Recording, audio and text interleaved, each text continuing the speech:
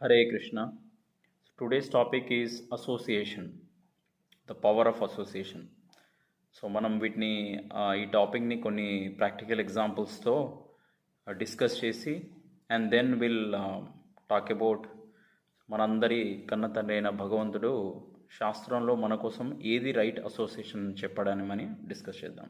జనరల్గా మనం అసోసియేషన్ లేకుండా ఉండలేము. మనిషిని జనరల్గా సోషల్ యానిమల్ అని అంటారు.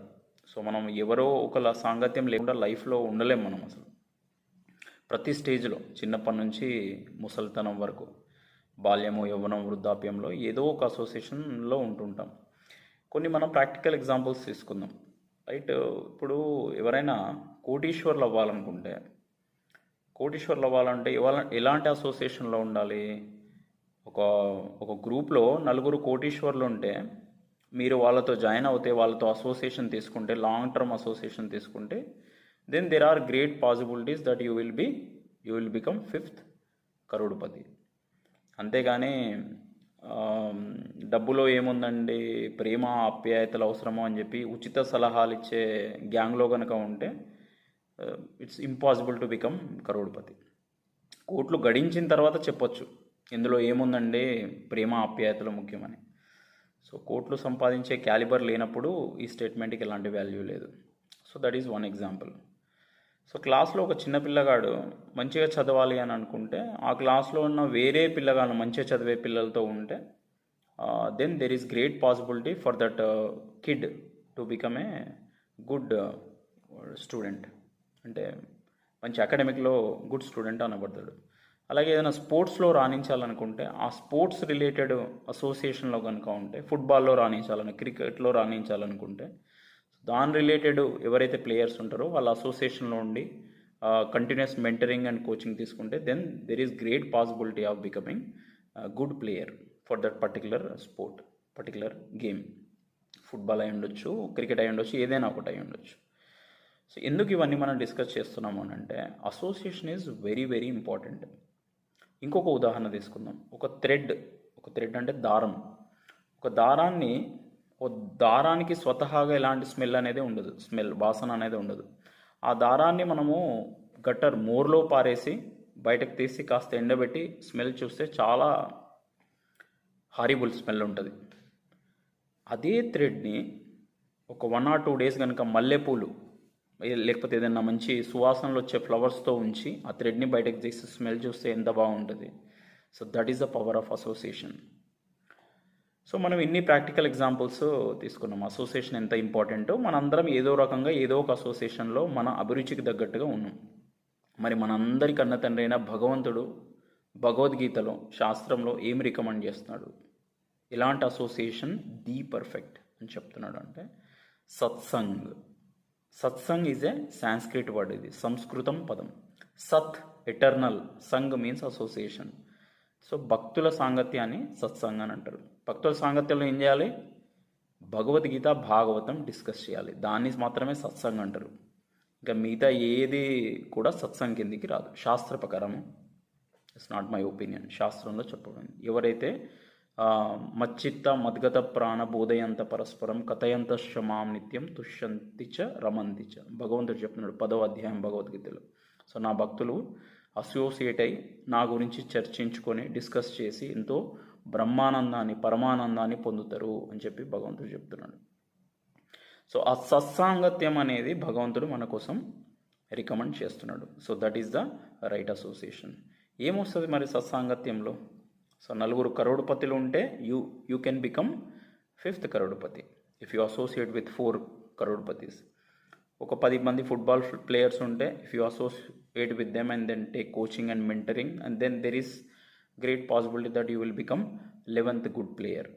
అలాగే శాశ్వతమైన జీవితాన్ని గనక మనము జీవిత లక్ష్యంగా పెట్టుకుంటే, దేవాదేవుడైన శ్రీకృష్ణ భగవాన్ని చేరుకోవాలన్న ఇదే నా జీవిత లక్ష్యంని పెట్టుకుంటే శాస్త్ర ప్రకారం, then we should take satsang, we should take devotee association. So that is what is a actual essence. So ఎవరితో పడితే వాళ్ళతో ఉండి లైఫ్ నేను తర్వాత చూసుకుంటాను అని అంటే వర్కౌట్ అవ్వదు. Association is very important. So మన ఎట్లాంటి హోగా సంగ్ వైసా బనేగా రంగ్ అని అంటారు.